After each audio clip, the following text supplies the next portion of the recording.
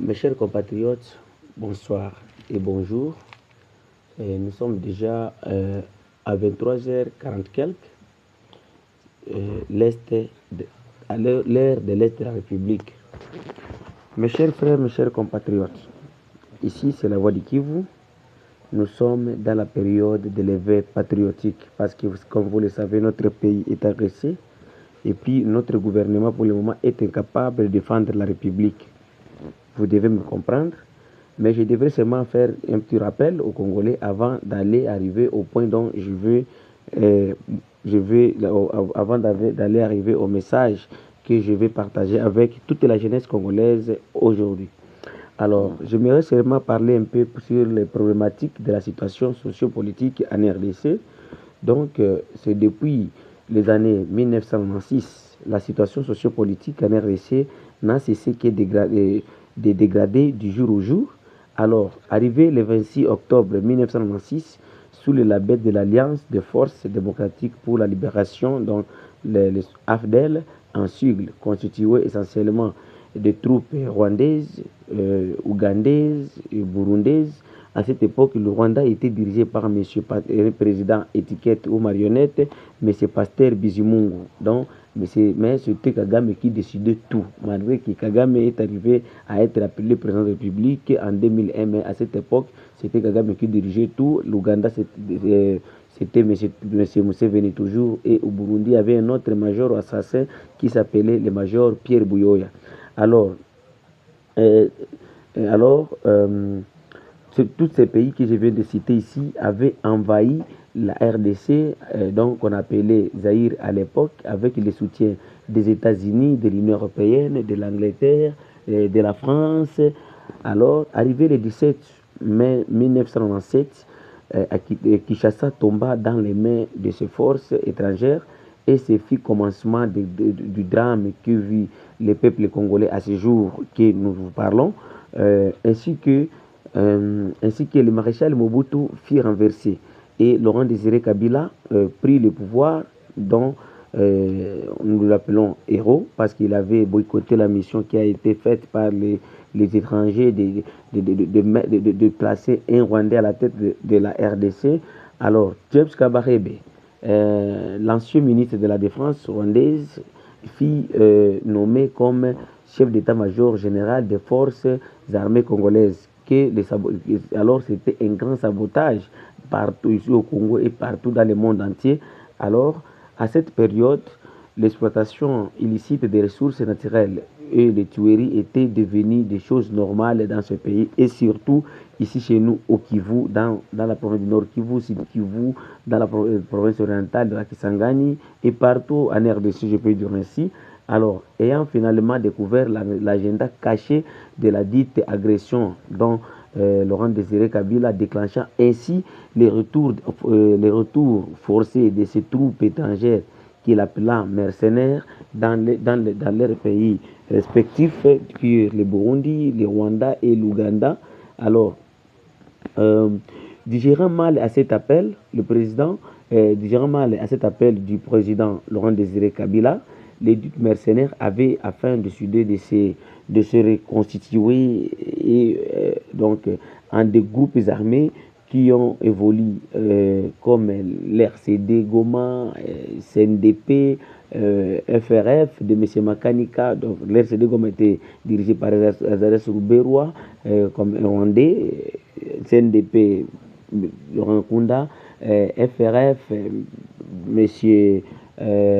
L'autre ici qui est le commandant de la deuxième zone de défense au Katanga, Pacifique Massunzu, c'est un Rwandais aussi, Goumino, qui est dirigé actuellement par monsieur le colonel déserteur, assassin et violeur, Rukunda Makanika Michel,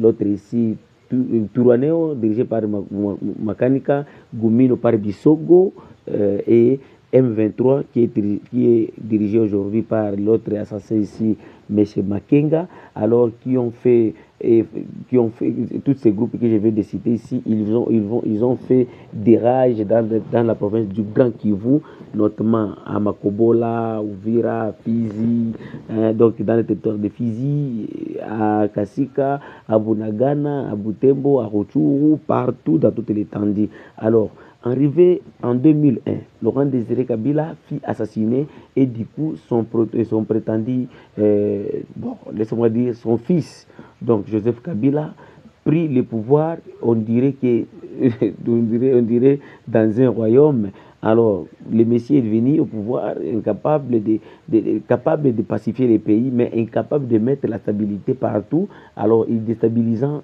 la République. Alors, Joseph Kabila s'est résolu d'aller au dialogue avec les différents groupes armés qui ont déchiré les pays en ces temps.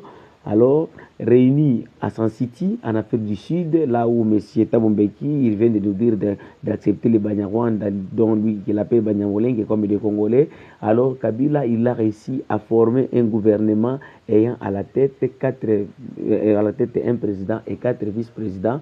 Et c'est en cette période que le Rwanda avait réussi à infiltrer l'appareil sécuritaire de la RDC grâce aux opposants de ces pays aussi, dont nous citons Etienne Tshisekedi Wamulumba, qui avait soutenu le Rwanda ou bien la communauté internationale pour qu'on aille au dialogue et infiltrer les Rwandais dans notre armée avec sa création de ASP, donc AS2, Alliance pour la sauvegarde du dialogue. Alors, en faveur, donc le Rwandais, ils nous ont infiltré en faveur de leur fils digne et fidèle au Rwanda qui s'appelait Azarasi Ruberwa Manywa, qui gérait la défense et la sécurité de cette république. Alors, en 2018, Félix Tshisekedi,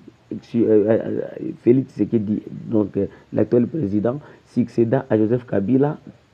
Alors, ce monsieur très assoiffé du pouvoir, plaintif, donc, premièrement, assoiffé du pouvoir, et puis plaintif, amoureux de vie, et surtout ne maîtrise pas les rouages politiques étant à l'échelle nationale, et continentale, qu'internationale, s'approchant à son tour des USA, de la France, de la Belgique, et sacrifia à nouveau la nation congolaise, dont d'autres Congolais jusqu'à présent restent des aveugles et ils n'arrivent même pas à détecter ça. Alors, la situation sociale, sécuritaire et politique ne fait que s'aggraver du jour au jour dans ces pays dont nous vivons les tueries dans les Touris, dans les Nord Kivu, dans les Sud Kivu, et le gouvernement ayant déjà prouvé son incapacité notoire à défendre le peuple, ce dernier ne se prie à quel sein s'avouer jusqu'à ce que le cité de Bunagana, de Rutshuru, donc disons territoire de Rutshuru et territoire de Masisi se trouva entre les mains de l'armée rwandaise sous le label du soi-disant M23. Alors, en ce moment, l'ensemble des Congolais ont compris que le Rwanda n'est qu'un simple instrument, mais le vrai acteur de la déstabilisation et de la destruction de notre pays, c'est les États-Unis et ses alliés et aussi les compétences de nos autorités. Alors face à cette situation, la situation désastreuse, il est important de souligner que les peuples congolais, aujourd'hui, comme ils doivent se mettre debout avec les mêmes idées, comme un seul homme, et le peuple des Congolais doivent seulement fixer leurs yeux à la Russie. Mais comment la Russie peut nous aider, tandis que nous sommes un peuple qui n'est pas vraiment digne, qui ne respecte pas, donc qui n'arrive pas à montrer sa position fixe, parce que prenons par exemple nos autorités d'aujourd'hui, ils sont tantôt à la Belgique, à la France ou aux États-Unis. Là, la Russie ne nous aidera jamais. Mais j'appelle tout simplement le peuple à résister parce que le plan de Banyarwanda, depuis des années, il y a ceux-là qui s'étonnent, non, c'est Rwanda qui nous agresse. Nous savons ça depuis 1996 que c'était le Rwanda, Burundi et Ouganda. Alors, seulement nous appelons la jeunesse de se mettre debout et de se mobiliser comme un seul homme au sein de vos dignes fils, les Wazalendo, pour voir comment nous pouvons libérer notre République. Parce que le Wazalendo, ce n'est pas un nouveau groupe qui vient aujourd'hui, non, il s'adapte. C'est bien sûr d'ailleurs qui ont défendu jusqu'à leur dernière goutte de sang pour que le Congo ne soit pas balkanisé par les ennemis du Congo. Donc c'est comme ça, mes chers compatriotes, nous devons tous se mobiliser et de voir comment nous pouvons libérer notre pays. Donc ça, c'était seulement historique pour rappeler les Congolais d'où nous sommes venus et où sommes-nous aujourd'hui. Donc prenons-nous en charge et soyons des hommes honnêtes devant la Russie. N'allons pas en Belgique ou bien où. Donc, je ne dis pas que de cesser ou bien de rompre des relations diplomatiques avec d'autres pays occidentaux, non, mais nous